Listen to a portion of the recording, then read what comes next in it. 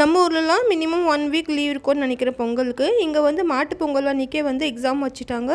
குழந்தைக்கு ராகி கேக் தான் pan cake பண்ணி கொடுத்துருந்தேன் சீக்கிரமாக. அப்புறம் அயர்ன் பண்ணுறதும் வந்து நைட்டு பண்ண முடியல, பொங்கல் வேலையில் பிஸியாக இருந்ததுனால. ஸோ எல்லாம் அயர்ன் பண்ணி குழந்தைங்கள ஸ்கூலில் ட்ராப் பண்ணிட்டு வந்துட்டு தான் நான் கோலம் போட்டுட்டு இருந்தேன். மாட்டு பொங்கல் அன்றைக்கினா நாங்கள் வந்து நியூ ட்ரெஸ்லாம் வந்து சாமியாண்டை வச்சு பூஜை பண்ணி வந்து கட்டுவோம். முன்னாள் பொங்கலுக்கு தை பொங்கலுக்கு வந்து ஏதாவது வீட்டில் இருக்கிற புது ட்ரெஸ் போட்டுப்போம். ஸோ இது மாதிரி புடவையை கொசுவி எல்லா ட்ரெஸ்ஸுமே இது மாதிரி கொசுவி சாமியாண்டை பொட்டு வச்சு மணலில் வச்சுட்டு அதுக்கப்புறமா சாப்பாடெலாம் வச்சு படைச்சிட்டு சாப்பிட்டுட்டு அதுக்கப்புறம் புது ட்ரெஸ் கட்டிட்டு பெரியவங்க காலில் விழுந்து ஆசீர்வாதம் வாங்குவோம். இவங்கள ஒரு ஃபோட்டோக்கு போஸ்ட் கொடுக்க சொல்கிறதுக்குள்ளே போதும் ஆயிடுச்சு. பொங்கல் சாரி 1 வீக் முன்னாடி ஆர்டர் பண்ணேன். ஆனால் ஆன்லைனில் மினிமம் 10 டேஸ்க்கு முன்னாடி தான் மும்பைக்கு ரீச் ஆகும்னு சொன்னாங்க. ஸோ லோக்கல் ஷாப்லேயே பர்ச்சேஸ் பண்ணிட்டேன். இனிய மாட்டுப் பொங்கல் நல்வாழ்த்துக்கள்.